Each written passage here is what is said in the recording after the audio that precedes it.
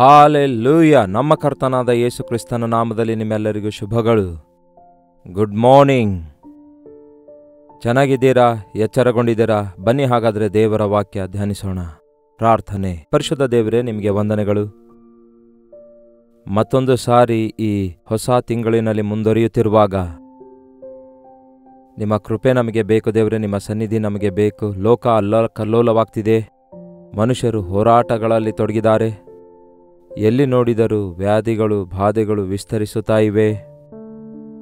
ಆಪತ್ಕಾಲದಲ್ಲಿ ಆದುಕೊಳ್ಳುವ ಆತನು ನೀವೇ ಅಲ್ಲವೋ? ಕಾಪಾಡುವ ಆತನು ನೀವೇ ಅಲ್ಲವೋ? ನಿಮ್ಮನ್ನೇ ಆಶ್ರಯಿಸುತ್ತೇವೆ, ಸಹಾಯ ಮಾಡಿರಿ ಎಂದು ಕ್ರಿಸ್ತನ ನಾಮದಲ್ಲಿ ಬೇಡುತ್ತೇನೆ ತಂದೆಯೇ, ಆಮೇನ್.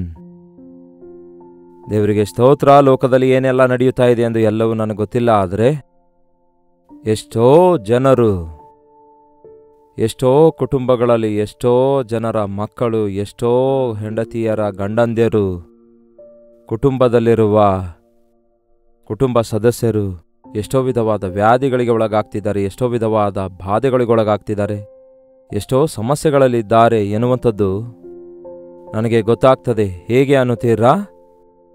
ನಿಮ್ಮಲ್ಲಿ ಅನೇಕರು, ಕೆಲವೊಂದು ಸಾವಿರಾರು ಜನರು ಪ್ರತಿದಿನ ಪ್ರಾರ್ಥನಾ ಮನವಿ ಕಳಿಸಿಕೊಳ್ತಿದ್ದೀರಿ. ಅದರಲ್ಲಿ 50% ಆ ಒಂದು ಬಹಳ ಒಂಥರ ಕ್ರಿಟಿಕಲ್ ಮೂಮೆಂಟ್ನಲ್ಲಿ, ICUನಲ್ಲಿ ಇದ್ದೇವೆ, ತಾಳಿಕೊಳ್ಳಲಾರ್ದ ಬಾಧೆಯಲ್ಲಿದ್ದೇವೆ, ತಾಳಿಕೊಳ್ಳಲಾರ್ದ ವ್ಯಾಧಿಯಲ್ಲಿದ್ದೇವೆ, ಚಿಕ್ಕಿನಲ್ಲಿ ಬಿದ್ದಿದ್ದೇವೆ, ಸಮಸ್ಯೆಗಳಲ್ಲಿ ಬಿದ್ದಿದ್ದೇವೆ ಎಂದು ಹೀಗೆ ಎಷ್ಟೋ ವಿಧವಾದ, ಎಷ್ಟೋ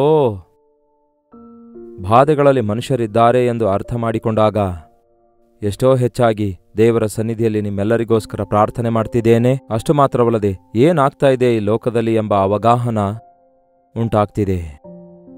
ಮನುಷ್ಯರಿಗೆ ಕಾವಲು ಭದ್ರತೆ ಇಲ್ಲ, ಮನುಷ್ಯರಿಗೆ ಗ್ಯಾರಂಟಿ ಇಲ್ಲ, ಮನುಷ್ಯರಿಗೆ ಯಾವುದೇ ವಿಧವಾದ ಒಂದು ಧೈರ್ಯವಿಲ್ಲ ಅಥವಾ ಸಪೋರ್ಟ್ ಇಲ್ಲ, ಸಹಾಯ ಇಲ್ಲ. ದುಡ್ಡಿದ್ರೆ ಸಾಕು ಅನ್ನುವಂಥವರಿಗೆ ದುಡ್ಡಿದ್ರೂ ಕೂಡ ಸಹಾಯ ಇಲ್ಲದಂತಾಗ್ತಿದ್ದಾರೆ. ಮನುಷ್ಯರು ಸಹಾಯ ಮಾಡ್ಲಿಕ್ಕಾಗಲ್ಲ, ವೈದ್ಯರೂ ಸಹಾಯ ಮಾಡ್ಲಿಕ್ಕಾಗಲ್ಲ. ಎಷ್ಟೋ ವಿಧವಾದ ತೊಂದರೆಗಳಲ್ಲಿ ಮನುಷ್ಯರಿರ್ತಿದ್ದಾರೆ. ಬಹಳಷ್ಟು ಜನ ಸಹೋದರಿಯರು ತಮ್ಮ ಯಜಮಾನರೇನಾದರೂ ಅವರಿಗೆ ಲಕ್ಷಿಸದಿದ್ದರೆ ಕುಟುಂಬಕ್ಕೋಸ್ಕರ ಕಷ್ಟಪಟ್ಟು ಸಂಪಾದಿಸುತ್ತಾ, ಮಕ್ಕಳನ್ನು ಪೋಷಿಸಿಕೊಳ್ಳುತ್ತಾ, ಗಂಡನಿಗೋಸ್ಕರ ಪ್ರಾರ್ಥಿಸಿರಿ, ಮಕ್ಕಳಿಗಾಗಿ ಪ್ರಾರ್ಥಿಸಿರಿ. ನಾನು ಈ ಒಂದು ಬೇರೆ ದೇಶದಲ್ಲಿದ್ದೇನೆ, ಇಲ್ಲಿ ಕೆಲಸ ಬಹಳ ಕಷ್ಟ ಇದೆ, ಅವರು ಕೊಡುವ ಈ ಸ್ವಲ್ಪ ಸಂಬಳ ಸಾಕಾಗ್ತಾ ಇಲ್ಲ, ನಾನು ಸಾಲ ಮಾಡಿ ಇಂಡಿಯಾದಿಂದ ಬಂದಿದ್ದೇನೆ, ನನ್ನ ಸಂಪಾದನೆ ಸಾಲ ತೀರಿಸಲಿಕ್ಕೂ ಆಗ್ತಿಲ್ಲ ಎಂಬುದಾಗಿ ಒಬ್ಬ ಸಹೋದರಿ ಕಣ್ಣೀರಿನಿಂದ ವಾಟ್ಸಪ್ ಮೆಸೇಜ್ ಕಳಿಸುವುದನ್ನು ಕೇಳಿ ನಿಜವಾಗ್ಲೂ ಏನಿದು? ಅಂತ್ಯ ದಿನಗಳಲ್ಲಿ ಮನುಷ್ಯರು ಯಾಕೆ ಇಷ್ಟು ಬಾಧೆಯಲ್ಲಿದ್ದಾರೆ ಎಂದು ನೋಡುವುದಾದರೆ, ದೇವರನ್ನು ನಾವು ಪಕ್ಕಕ್ಕೆ ತಳ್ಳಿ ಹಾಕುವಾಗ, ದೇವರಲ್ಲಿ ನಾವು ನಂಬಿಕೆ ಇಡದೇ ಇರುವಾಗ ಇನ್ನು ಆ ಪರಿಸ್ಥಿತಿಗಳು ಹಾಗೆ ಮುಂದುವರಿಯುತ್ತವೆ.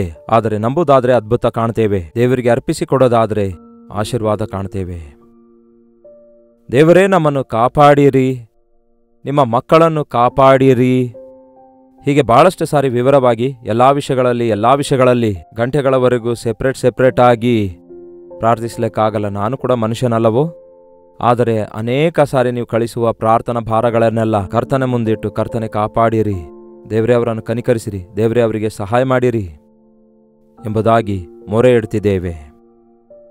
ಯಶ್, ನಮ್ಮನ್ನು ಕಾಪಾಡುವ ದೇವರಿದ್ದಾರೆ. ಕಷ್ಟಗಳಿರ್ತವೆ, ಶೋಧನೆಗಳು ಬರ್ತವೆ, ವ್ಯಾಧಿಗಳು ಬರ್ತವೆ, ಹೋರಾಟಗಳು ಬರ್ತವೆ, ಸಮಸ್ಯೆಗಳಿರ್ತವೆ. ಆದರೆ ಕರ್ತನು ನಮಗೆ ಇರುವವರೆಗೂ ಆತನು ನಮ್ಮನ್ನು ಕಾಪಾಡಿ ಕಣ್ಣು ಗುಡ್ಡಿನಂತೆ ಕಾಪಾಡ್ತಾರೆ. ಹಾಗಾಗಿ ಅವೆಲ್ಲವುಗಳಿಂದ ನಾವು ತಪ್ಪಿಸಲ್ಪಡ್ತೇವೆ. ನಿಮಗೆ ಮನಸ್ಸು ಸರಿಯಿಲ್ಲದಿರುವಾಗ ಏನು ಮಾಡ್ತೀರಿ? TV ಆನ್ ಮಾಡಿ ನೋಡ್ತೀರೋ?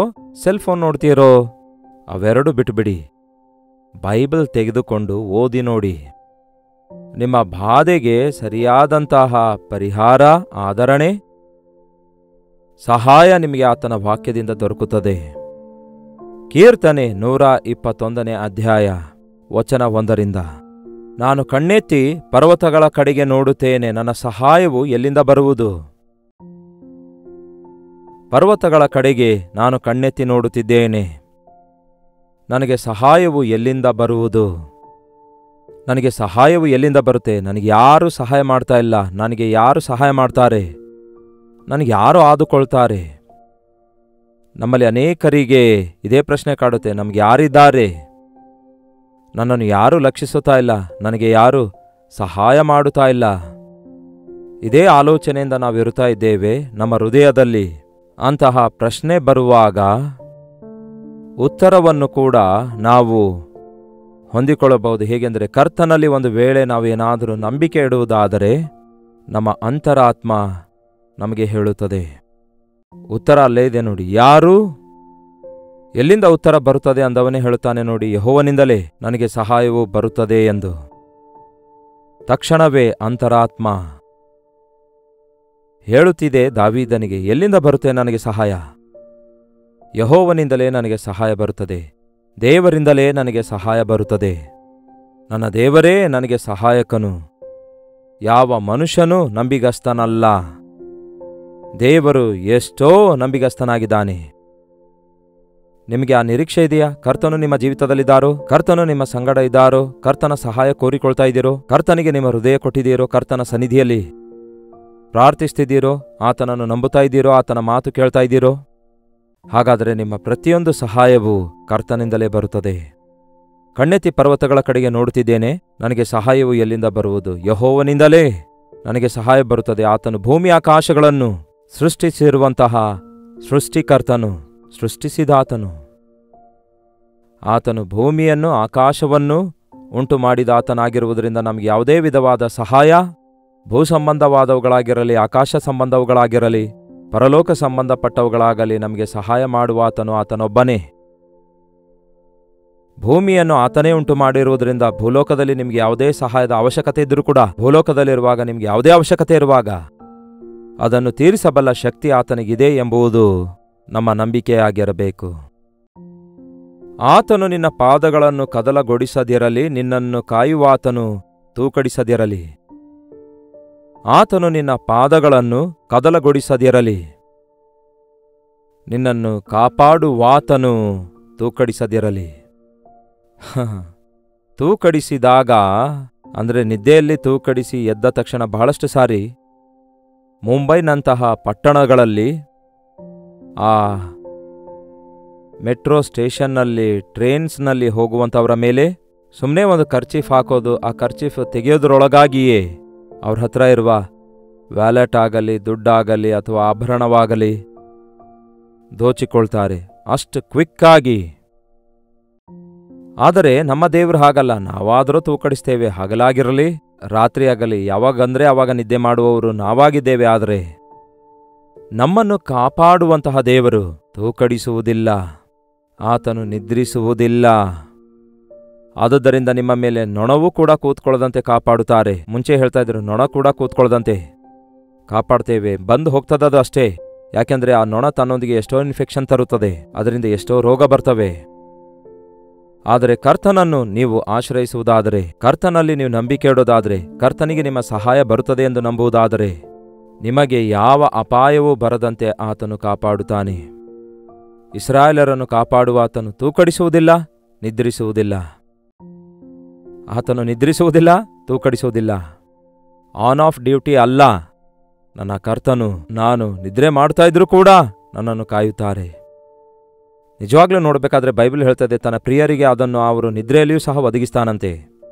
ನಾವಿನ್ನು ನಿದ್ರೆಯಲ್ಲಿರುವಾಗಲೇ ದೇವರು ನಮಗೆ ಬೇಕಾದದ್ದನ್ನು ಸಿದ್ಧಪಡಿಸ್ತಾರಂತೆ. ಎವ್ರಿ ಡೇ ಪ್ರತಿದಿನ ನೀವು ನಿದ್ದೆಯಿಂದ ಎದ್ದ ತಕ್ಷಣವೇ ನಿಮಗೆ ಆ ದಿನಕ್ಕೆ ಬೇಕಾದ ಸಂದೇಶ, ಆ ದಿನಕ್ಕೆ ಬೇಕಾದ ಕೆಲಸಗಳನ್ನು, ಆ ದಿನಕ್ಕೆ ಬೇಕಾದ ಸಹಾಯಗಳನ್ನು, ಆ ದಿನಕ್ಕೆ ಬೇಕಾದಂತಹ ಧೈರ್ಯ, ನಂಬಿಕೆ, ಬಲವನ್ನು ನಿಮಗೆ ಅನುಗ್ರಹಿಸುವುದಕ್ಕಾಗಿ ದೇವರು ಸಿದ್ಧವಾಗಿಯೇ ಇದ್ದಾರೆ. ತನ್ನ ಪ್ರಿಯರು ನಿದ್ರಿಸುತ್ತಿರುವಾಗಲೇ ನಾವಂತೂ ನಿದ್ರೆ ಮಾಡ್ತೇವೆ. ಆದರೆ ನಮ್ಮ ಕರ್ತನು ಮಾತ್ರ ನಮ್ಮನ್ನು ಕಾಪಾಡುತ್ತಾರೆ. ಒಬ್ಬ ಕಾವಲುಗಾರನು ಕಾವಲು ಕಾಯುತ್ತಾ ಇರುವಾಗ ಬೇರೆ ಯಾರನ್ನೋ ಹೊರಗಡೆಯಿಂದ ಬರುವುದನ್ನು ತಡೆಯುವುದು ಮಾತ್ರವಲ್ಲದೆ, ಒಳಗಡೆ ಇರುವವರು ಹೊರಗಡೆ ಹೋಗದಂತೆಯೂ ಕೂಡ ಕಾಪಾಡ್ತಾನೆ. ಯಾವ ಅಪಾಯವೂ ಉಂಟಾಗದಂತೆ ಕಾಪಾಡ್ತಾನೆ. ಕಾವಲುಗಾರನು ಎಲ್ಲರೂ ನಿದ್ರೆ ಮಾಡ್ತಿದ್ದಾರೆ, ನಾನು ನಿದ್ರೆ ಮಾಡ್ತೇನೆ ಅಂದರೆ ಅದು ನಡೆಯುತ್ತದೋ? ಹಾಗೆಯೇ ಮಾಡ್ತಿದ್ದಾರೆ ಈ ದಿನ ಬಹಳಷ್ಟು ಜನ.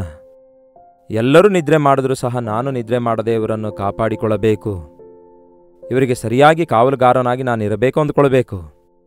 ಒಬ್ಬ ನಿಜವಾದ ದೇವರ ಸೇವಕನು ಕಾವಲುಗಾರನಾಗಿದ್ದಾನೆ. ಯೆರೆಮೀಯನಿಗೆ ದೇವರು ಹೇಳ್ತಾರೆ, ಕಾವಲುಗಾರನೇ, ಸಮಯವೆಷ್ಟಾಯಿತು? ಕಾವಲುಗಾರನು ಗಂಟೆ ಗಂಟೆಗೆ ಶಬ್ದ ಮಾಡ್ತಾನೆ, ಯಾವ ಕಳ್ಳರು ಬರದಂತೆ, ಯಾವ ಅಪಾಯ ಬರದಂತೆ ಇಲ್ಲಿ ನಾನಿದ್ದೇನೆ ಎಂದು ಭರವಸೆ ಕೊಡ್ತಾನೆ. ನಮ್ಮ ಚಿಕ್ಕಂದಿನಲ್ಲಿ ಆ ದಿನಗಳಲ್ಲಿ ಇಂತಹ, ಅಂದರೆ ಚಿಕ್ಕ ಚಿಕ್ಕ ಊರುಗಳಲ್ಲಿ ಬೀದಿ ದೀಪಗಳು ಇರ್ತಾ ಇದ್ವು, ಮುನ್ಸಿಪಾಲ್ಟಿ ದೀಪಗಳು. ಅದರೊಳಗಡೆ ಕೆರೋಸಿನ್ ಹಾಕಿ ಲೈಟ್ ಬೆಳಗಿಸ್ತಾ ಇದ್ರು. ಅಲ್ಲಿ ಒಬ್ಬ ಗೋರ್ಖಾ ತಿರುಗಾಡ್ತಾ ಇದ್ದನು. ಎಲ್ಲರೂ ಹುಷಾರ್, ಎಲ್ಲರೂ ಹುಷಾರ್ ಎಂದು ಆ ಬೀದಿಯಲ್ಲಿ ತಿರುಗಾಡ್ತಾ ಗಟ್ಟಿಯಾಗಿ ಕಿರ್ಚುತ್ತಾ ತಿರುಗಾಡ್ತಿದ್ದ. ಎಲ್ಲಾದ್ರೂ ಕಳ್ಳರಿದ್ರೆ, ಎಲ್ಲಾದ್ರೂ ಕದುಕೊಳ್ಳೋರಿದ್ರೆ ತಕ್ಷಣವೇ ಅವರು ಅಲ್ಲಿಂದ ಓಡಿ ಹೋಗ್ಬೇಕಿತ್ತು. ಅವನ ಕೂಗು ಕೇಳಿ ಕಳ್ಳರು ಓಡಿ ಹೋಗ್ತಾ ಇದ್ರು. ನಮ್ಮ ಜೀವಿತದಲ್ಲಿ ಕೂಡ ಅನೇಕ ಸಾರಿ ಕಳ್ಳನಿದ್ದಾನೆ, ದೋಚಿಕೊಳ್ಳುವವನಿದ್ದಾನೆ, ಅವನೇ ಸೈತಾನನು. ನಮ್ಮ ಆರೋಗ್ಯವನ್ನು, ಆನಂದವನ್ನು, ನಮ್ಮ ಕುಟುಂಬವನ್ನು, ನಮ್ಮ ಮಕ್ಕಳನ್ನು, ನಮ್ಮ ನಂಬಿಕೆಯನ್ನು ಹಾಳು ಮಾಡುವುದಕ್ಕಾಗಿ ಎಷ್ಟೋ ಪ್ರಯತ್ನಿಸುತ್ತಾನೆ. ಆದರೆ ನಮ್ಮನ್ನು ಕಾಪಾಡುವ ದೇವರು ತೂಕಡಿಸುವುದಿಲ್ಲ, ನಿದ್ರಿಸುವುದಿಲ್ಲ. ಈ ದಿನ ನಾವು ನಂಬಿಕೆಯನ್ನು ಕಾಪಾಡಿಕೊಂಡಿರೋದಾದರೆ ಅದು ನಮ್ಮ ದೊಡ್ಡಸ್ತಿಕೆ ಅಲ್ಲ, ಆದರೆ ನಮ್ಮನ್ನು ಕಾಪಾಡಿರುವ ದೇವರ ದೊಡ್ಡಸ್ತಿಕೆಯಾಗಿದೆ. ಇಸ್ರಾಯೇಲರನ್ನು ಕಾಪಾಡುವ ಆತನು ತೂಕಡಿಸುವುದಿಲ್ಲ, ನಿದ್ರಿಸುವುದಿಲ್ಲ. ಯೆಹೋವನು ನಿನ್ನನ್ನು ಕಾಯುವವನು, ನಿನ್ನ ಬಲಗಡೆಯಲ್ಲಿ ನೆರಳಿನಂತೆ ನಿಂತಿರುವ ಆತನು ಯೆಹೋವನೇ. ನಿಮ್ಮ ಬಲಗಡೆಯಲ್ಲಿ ಯೆಹೋವನೇ ನಿಮಗೆ ನೆರಳಿನಂತಿರುವನು. ಸಾಧಾರಣವಾಗಿ ಯಾರಾದರೂ ನನ್ನ ಬಲಗಡೆಯಲ್ಲಿ ಒಂದು ವೇಳೆ ನಿಂತುಕೊಳ್ಳುವುದಾದರೆ ನನಗಿಷ್ಟವಿರಲ್ಲ, ಮುಖ್ಯವಾಗಿ ವಾಕ್ಯ ಸಾರುತ್ತಿರುವಾಗ, ವೇದಿಕೆಯ ಮೇಲಿರುವಾಗ. ಯಾಕೆಂದರೆ ನಮ್ಮ ಬಲಗಡೆಯಲ್ಲಿರಬೇಕಾದದ್ದು ಮನುಷ್ಯರಲ್ಲ ಪ್ರಿಯರೇ, ಕರ್ತನಿಗೆ ಆ ಸ್ಥಾನವನ್ನು ಬಿಡಬೇಕು. ಬಲಗಡೆಯಲ್ಲಿ ದೇವರು ನಿಂತುಕೊಳ್ಳುತ್ತಾರೆ, ನಮ್ಮನ್ನು ಧೈರ್ಯಗೊಳಿಸುತ್ತಾರೆ, ನಮ್ಮನ್ನು ಪ್ರೇರೇಪಿಸುತ್ತಾರೆ, ನಮ್ಮೊಂದಿಗೆ ಮಾತಾಡಿ ನಾವು ಮಾತಾಡುವಂತೆ ಮಾಡುತ್ತಾರೆ. ಹಾಲೆಲೂಯ. ಬೇರೆ ಎಲ್ಲೋ ದೇವರಿಲ್ಲ, ನಿಮ್ಮ ಪಕ್ಕದಲ್ಲಿಯೇ ದೇವರಿದ್ದಾರೆ ಎಂಬುದಾಗಿ ನಂಬಿರಿ. ಹಗಲಲ್ಲಿ ಸೂರ್ಯನು, ಇರುಳಲ್ಲಿ ಚಂದ್ರನು ನಿನ್ನನ್ನು ಬಾಧಿಸುವುದೇ ಇಲ್ಲ. ಏನಂತೆ? ಹಗಲಲ್ಲಿ ಸೂರ್ಯನು, ಇರುಳಲ್ಲಿ ಚಂದ್ರನು ನಿನ್ನನ್ನು ಬಾಧಿಸುವುದಿಲ್ಲ. ಒಂದು ಚಿಕ್ಕ ಮಗು ನಿದ್ರೆ ಮಾಡುತ್ತಿರುವಾಗ, ಒಂದು ಕಿಟಕಿ ಪಕ್ಕದಲ್ಲಿರುವಾಗ ಮಧ್ಯಾಹ್ನ ಸಮಯದಲ್ಲಿ ಬಿಸಿಲು ಬಂದು ಮೇಲೆ ಬೀಳುತ್ತೆ. ಆ ವಿಷಯ ಆ ಚಿಕ್ಕ ಮಗುವಿಗೆ ಗೊತ್ತಿರಲ್ಲ. ಆ ಮಗು ಮೈಮಾರುತ್ತು ನಿದ್ರೆ ಮಾಡುತ್ತೇ, ಇಲ್ಲವಾದರೆ ಆಟ ಆಡುತ್ತೆ. ಆದರೆ ಆ ಮಗುವನ್ನು ಹೆತ್ತಿದ ತಾಯಿಯೋ ತಂದೆಯೋ, ಅಯ್ಯೋ ಮಧ್ಯಾಹ್ನ ಅಲ್ಲಿ ಬಿಸಿಲು ಬರುತ್ತೆ, ಮಗುವಿನ ಮೇಲೆ ಬಿಸಿಲು ಬೀಳುತ್ತೆ ಎಂದು ನೋಡಿ ಗಮನಿಸುತ್ತಾರೆ. ಆ ಕಿಟಕಿಗಳಿಗೆ ಕರ್ಟನ್ ಹಾಕಿ ಮುಚ್ಚುತ್ತಾರೆ, ಇಲ್ಲವಾದರೆ ಬೇರೆ ಸ್ಥಳಕ್ಕಾದರೂ ಬದಲಾಯಿಸ್ತಾರೆ. ಹಾಗೆಯೇ ನಮ್ಮ ದೇವರು ಆಪತ್ತಿನಿಂದ ನಮ್ಮನ್ನು ತಪ್ಪಿಸುವುದಕ್ಕಾಗಿ, ಚಿಕ್ಕಿನಿಂದ ನಮ್ಮನ್ನು ಬಿಡಿಸುವುದಕ್ಕಾಗಿ, ಎಲ್ಲಿದ್ದರೆ ನಾವು ಸುರಕ್ಷಿತರಾಗಿರುತ್ತೇವೋ, ಏನು ಮಾಡಿದ್ರೆ ನಾವು ಸುರಕ್ಷಿತರಾಗಿರುತ್ತೇವೋ ಎಂಬುದಾಗಿ ನಮ್ಮನ್ನು ಗಮನಿಸುತ್ತಾ ನಮ್ಮನ್ನು ಕಾಯ್ದು ಕಾಪಾಡುತ್ತಾರೆ. ಕರ್ತನು ನಿಮ್ಮನ್ನು ಕಾಪಾಡ್ತಿದ್ದಾರೆಂದು ನಂಬಿರಿ. ಕರ್ತನ ಕಾವಲು ಭದ್ರತೆ ನನಗಿದೆ ಎಂಬುದಾಗಿ ನಂಬಿರಿ. ಕರ್ತನು ಕಾವಲಾಗಿದ್ದು ಕಾಯದಿದ್ದರೆ ನಮ್ಮ ಜೀವಿತ ಗೊಂದಲಗೊಳ್ಳುತ್ತದೆ, ಗಲಿಬಿಲಿಯಾಗಿ ಬಿಡುತ್ತೆ. ದೇವರು ನಮ್ಮನ್ನು ಆಧರಿಸುತ್ತಾ ಇರುವುದಕ್ಕಾಗಿ, ಧೈರ್ಯಪಡಿಸುತ್ತಿರುವುದಕ್ಕಾಗಿ, ಬಿಡಿಸುತ್ತಿರುವುದಕ್ಕಾಗಿ ನಾವು ಸರಳವಾಗಿ ಮುಂದೆ ಸಾಗುತ್ತಿದ್ದೇವೆ. ಯಾವ ಅಪಾಯವೂ ಬರದಂತೆ ಯೆಹೋವನು ನಿಮ್ಮನ್ನು ಕಾಪಾಡುವನು. ಯಾವ ಅಪಾಯವೂ ಬರದಂತೆ ಯೆಹೋವನು ನಿಮ್ಮನ್ನು ಕಾಪಾಡುವನು. ಆತನು ನಿಮ್ಮ ಪ್ರಾಣವನ್ನು ಕಾಪಾಡುವನು. ಏನು ಕಾಪಾಡುತ್ತಾನೆ? ಯಾವಾಗ ನೋಡಿದ್ರು ಕಾಪಾಡ್ತಾರೆ ಅನ್ನುವಾಗ ನಮ್ಮ ದುಡ್ಡು, ನಮ್ಮ ಮನೆ, ನಮ್ಮ ಬಂಗ್ಲೆ, ವಸ್ತು, ವಾಹನ ಅಂದುಕೊಳ್ತೇವಲ್ಲವೇ? ನಮ್ಮ ಪ್ರಾಣವನ್ನು ಆತನು ಕಾಪಾಡ್ತಾನಂತೆ. ಈ ನಮ್ಮ ಪ್ರಾಣ ಹೊರಟೋಯ್ತು ಅಂದ್ಕೊಳ್ಳಿ, ಏನಾಗ್ತದೆ ಹೇಳಿ? ಎಷ್ಟು ಭಯಂಕರವಾಗಿ ಈ ದಿನ ಆಕ್ಸಿಡೆಂಟ್ ನಡೆಯುತ್ತಿವೆ ನೋಡಿ. ಎಷ್ಟೋ ಭಯಂಕರವಾಗಿ ಈ ದಿನ ಚಿಕ್ಕ ಮಕ್ಕಳಿಗೂ ಕೂಡ, ಹೌದಲ್ಲವೇ? 8th ಕ್ಲಾಸ್ ಮಗುವಿಗೆ ಹಾರ್ಟ್ ಅಟ್ಯಾಕ್ ಬಂದಿದೆ ಎಂದು ಹೇಳ್ತಿರುವಾಗ ಅರ್ಥ ಆಗ್ತಿಲ್ಲ. ಚಿಕ್ಕ ವಯಸ್ಸಿನಲ್ಲಿಯೇ 40 ಇಯರ್ಸಿಗೆ ಬ್ರೈನ್ ಸ್ಟ್ರೋಕ್ ಬಂದಿದೆ ಅನ್ನುತ್ತಾರೆ. ಬಹಳಷ್ಟು ಜನರಿಗೆ ಅನಿರೀಕ್ಷಿತ ರೋಗಗಳು ಅಂಟಿಕೊಳ್ಳುತ್ತಿವೆ. ಅದಕ್ಕೆ ಇಲ್ಲಿ ಕರ್ತನು ಹೇಳ್ತಿದ್ದಾರೆ, ನಾನು ನಿಮ್ಮ ಪ್ರಾಣವನ್ನು ಕಾಪಾಡುತ್ತೇನೆಂದು. ನಿಮ್ಮ ಪ್ರಾಣ ಕಾಪಾಡುತ್ತೇನೆ ಅನ್ನುತ್ತಾರೆ. ನಿಮಗೆ ವೇದನೆ ಉಂಟಾಗುವುದಾದರೆ ಅದು ನಿಮ್ಮ ಮರಣಕ್ಕಾಗಿ ಅಲ್ಲ, ನನ್ನ ನಾಮ ಮಹಿಮೆಕ್ಕಾಗಿಯೇ ಬಂದಿದೆ ಅನ್ನುತ್ತಾರೆ. ನೋಡಿ ಪ್ರಿಯರೇ, ದೇವರು ನಮ್ಮ ಜೀವಿತದಲ್ಲಿ ದೊಡ್ಡ ಕಾರ್ಯ ಮಾಡಬೇಕಾದರೆ ನಾವು ನಂಬಿಕೆ ಇಡಬೇಕು. ನಾವು ಆಪತ್ತಿನಲ್ಲಿ ಆತನಿಗೆ ಮೊರೆ ಇಡಬೇಕು. ಕೊನೆಯದಾಗಿ, ಇಂದಿನಿಂದ ಸದಾಕಾಲವು ನೀನು ಹೋಗುವಾಗಲೂ ಬರುವಾಗಲೂ ಯೆಹೋವನು ನಿನ್ನನ್ನು ಕಾಪಾಡುವನು. ಈ ದಿನ ಪ್ರತಿ ಮನುಷ್ಯನು ಬೆಳಗ್ಗೆ ಮನೆಯಿಂದ ಹೋಗಿ ತಿರುಗಿ ರಾತ್ರಿ ಬರುವಂತವರಾಗಿದ್ದಾರೆ. ಕೆಲವರು 100 ಮೈಲಿನಷ್ಟು ಪ್ರಯಾಣ ಮಾಡ್ತಾರೆ. ಇನ್ನು ಕೆಲವರಾದರೂ ಸಿಂಗಲ್ ಡಿಜಿಟ್, ಅಂದರೆ ಒಂದು 10 ಕೂಡ ಡಬಲ್ ಡಿಜಿಟ್ ಆಗಿದೆ. ಅಂದರೆ 10 ಮೈಲ್ ದಾಟಿಯೂ ಕೂಡ 50-40 ಮೈಲ್ಗಳಷ್ಟು ಪ್ರಯಾಣ ಮಾಡ್ತಾರೆ. ಅಷ್ಟು ಕಿಲೋಮೀಟರ್ಗಳು. ಕಾರ್ನಲ್ಲಿ, ಬಸ್ನಲ್ಲಿ, ಎಲೆಕ್ಟ್ರಿಕಲ್ ಟ್ರೈನ್ನಲ್ಲಿ ಉದ್ಯೋಗಕ್ಕೋಸ್ಕರ ಈ ಮೂಲೆಯಿಂದ ಆ ಮೂಲೆಗೆ ಮಕ್ಕಳನ್ನು ಸ್ಕೂಲ್ಗೆ ಕರೆದೊಯ್ತಾರೆ. ಅಲ್ಲಿ ಬಿಟ್ಟು ಬರ್ತಾರೆ. ಎಷ್ಟೋ ಪ್ರಯಾಣ ಮಾಡ್ತಾರೆ. ದಿನದಲ್ಲಿ ಎಷ್ಟೋ ಪ್ರಯಾಣ ಮಾಡ್ತಾರೆ. ಮಕ್ಕಳನ್ನು ಸ್ಕೂಲ್ಗೆ ಕರೆದೊಯ್ಯುತ್ತಾರೆ, ಮತ್ತೆ ತಿರುಗಿ ಆ ಮಕ್ಕಳನ್ನು ಕರೆತರ್ತಾರೆ. ಎಷ್ಟು ಸ್ಥಳಗಳಲ್ಲಿ ಸ್ಕೂಲ್ ವ್ಯಾನ್ಗಳಿಗೆ ಆಕ್ಸಿಡೆಂಟ್ ಆಗಲಿಲ್ಲ? ಸ್ಕೂಲ್ಗೆ ಹೋಗುವ ದಾರಿಯಲ್ಲಿಯೇ ಆಕ್ಸಿಡೆಂಟ್ ಆಗಿರುತ್ತೆ. ಕರ್ತನು ಹೇಳ್ತಾನೆ, ನೀವು ಹೋಗುವಾಗಲೂ ಬರುವಾಗಲೂ ನಾನು ಕಾಪಾಡುವ ದೇವರಾಗಿದ್ದೇನೆಂದು. ಚರ್ಚಿಗೆ ಬರುವಾಗ ಮಾತ್ರ ಕಾಪಾಡುವಾತನಲ್ಲ, ನೀವು ಬರೋದಾಗಲಿ ನೀವು ಹೋಗೋದಾಗಲಿ, ನೀವೆಲ್ಲಿಗೆ ಹೋದ್ರೂ ಕೂಡ ತಿರುಗಿ ಬರ್ತೀರಿ. ಯಾವ ಅಪಾಯ ಉಂಟಾಗದಂತೆ, ಯಾವ ಆಕ್ಸಿಡೆಂಟ್ ಆಗದಂತೆ, ಯಾವ ಕೇಡು ಜರಗದಂತೆ ನಾನು ನಿಮ್ಮನ್ನು ಕಾಪಾಡ್ತೇನೆ ಅನ್ನುತ್ತಾರೆ. ಏಸಯ್ಯ, ನಿಮಗೆ ವಂದನೆಗಳು.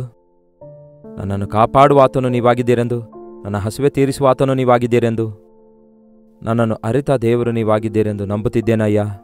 ನಿಮ್ಮನ್ನೇ ಆಶ್ರಯಿಸುತ್ತೇನೆ. ನೀವು ನನ್ನೊಂದಿಗಿರುವಾಗ ಈ ಲೋಕದಲ್ಲಿ ಬೇರೆ ಯಾವುದು ನನಗೆ ಅಗತ್ಯವಿಲ್ಲ ಎಂದು ಹೇಳೋಣವೇ? ಪ್ರಾರ್ಥನೆ. ಪರಿಶುದ್ಧ ದೇವರೇ, ಪ್ರೀತಿಯುಳ್ಳ ತಂದೆಯೇ, ಒಂದು ಸಾರಿ ನಮ್ಮನ್ನು ದೃಷ್ಟಿಸಿ ನೋಡಿರಿ. ನಮ್ಮ ಪ್ರಯತ್ನಗಳನ್ನು ನೋಡಿ, ಅವು ನಿಮಗೆ ಅಂಗೀಕಾರವಾಗಿವೆಯಾ? ನಮ್ಮ ಪ್ರಯಾಣ ನೋಡಿರಿ, ಅವು ನಿಮ್ಮ ಚಿತ್ತಾನುಸಾರವಾಗಿವೆಯಾ? ನಮ್ಮ ನಿರ್ಣಯಗಳನ್ನು ನೋಡಿರಿ, ಅವು ನಿಮ್ಮ ದೃಷ್ಟಿಗೆ ಮೇಲುಕರವಾಗಿವೆಯಾ ಎಂದು ಅರಿತುಕೊಳ್ಳಲು ನಿಮ್ಮ ಚಿತ್ತದಲ್ಲಿರುವುದಕ್ಕೆ ಸಹಾಯ ಮಾಡಿರಿ. ದೇವರೇ, ನಿಮ್ಮ ದೊಡ್ಡ ಕಾರ್ಯಗಳು ನಮ್ಮ ವಿಷಯದಲ್ಲಿ ನೆರವೇರಿಸಿರಿ. ಯಾರ್ಯಾರು ಯಾವ್ಯಾವ ಸ್ಥಳದಿಂದ ಈ ಮಾತುಗಳನ್ನು ಕೇಳ್ತಿದ್ದಾರೋ ಅವರಿಗೆ ಸಹಾಯ ಮಾಡಿರಿ. ಅವರ ಪ್ರಯಾಣದಲ್ಲಿ, ಅವರ ಮನೆಯಲ್ಲಿ, ಅವರು ಹೋಗುವುದು ತಿರುಗಿ ಬರೋದು, ಅವರ ಸಂಪಾದನೆಯಲ್ಲಿಯೂ ಪ್ರತಿಯೊಂದು ವಿಷಯದಲ್ಲಿಯೂ ಅವರ ಸಂಗಡ ಇರಿ. ಎಲ್ಲ ಕೇಡಿನಿಂದ ತಪ್ಪಿಸಿರಿ ಎಂದು ಕ್ರಿಸ್ತನ ನಾಮದಲ್ಲಿ ಬೇಡುತ್ತೇನೆ ತಂದೆಯೇ, ಆಮೇನ್. ತಂದೆಯಾದ ದೇವರ ಪ್ರೀತಿಯೂ, ಮಗನಾಗಿರುವ ಕ್ರಿಸ್ತನ ಕೃಪೆಯೂ, ಆದರಣೆ, ಕರ್ತನಾದ ಪವಿತ್ರಾತ್ಮನ ಸಹವಾಸವು ಕೂಡಿ ಬಂದಿರುವ ನಮ್ಮೆಲ್ಲರ ಸಂಗಡ ಇಂದಿಗೂ ಸದಾಕಾಲಕ್ಕೂ ನೆಲೆಯಾಗಿರಲಿ. ಆಮೇನ್. ದೇವರಿಗೆ ಸ್ತೋತ್ರ. ನಿಮ್ಮ ಪ್ರಾರ್ಥನಾ ಮನವಿಗಳನ್ನು 8939731313 ನಂಬರ್ಗೆ ಹೊರದೇಶದಿಂದ ನೀವು ವೀಕ್ಷಿಸುವುದಾದರೆ ಕೊಡಲ್ಪಟ್ಟಂತಹ ಇದೇ ನಂಬರ್ಗೆ ಒಂದು ಟೆಕ್ಸ್ಟ್ ಇಲ್ಲವೇ ವಾಯ್ಸ್ ಮೆಸೇಜ್ ಮೂಲಕ ವಾಟ್ಸಪ್ ಕಳಿಸಿಕೊಡಿರಿ. ನಿಮಗಾಗಿ ಪ್ರಾರ್ಥಿಸ್ತಿದ್ದೇವೆ. ನೀವು ಮೊದಲ ಸಾರಿ ನಿಮ್ಮ ಮನವಿ ಕಳಿಸುವುದಾದರೆ ತಪ್ಪದೆ ನಿಮ್ಮ ಒಂದು ಪಿಕ್ಚರ್ನೊಂದಿಗೆ ಕಳಿಸಿಕೊಡಿರಿ. ನಿಮಗೋಸ್ಕರ ಪ್ರಾರ್ಥಿಸುವುದಕ್ಕಾಗಿ, ನಿಮ್ಮನ್ನು ಆಧ್ಯಾತ್ಮಿಕವಾಗಿ ಬಲಪಡಿಸಲು ನಾವು ಪ್ರಯತ್ನಿಸುತ್ತೇವೆ. ಕರ್ತನ ಚಿತ್ತವಿರುವುದಾದರೆ ಮತ್ತೆ ನಾಳೆ ಇದೇ ಅನುದಿನದ ಧ್ಯಾನ ಎಂಬ ಕಾರ್ಯಕ್ರಮದಲ್ಲಿ ಮತ್ತೊಮ್ಮೆ ಭೇಟಿಯಾಗೋಣ. ಅಲ್ಲಿವರೆಗೂ ದೇವರ ಮಹಾಕೃಪೆ ನಿಮ್ಮೆಲ್ಲರೊಂದಿಗಿರಲಿ.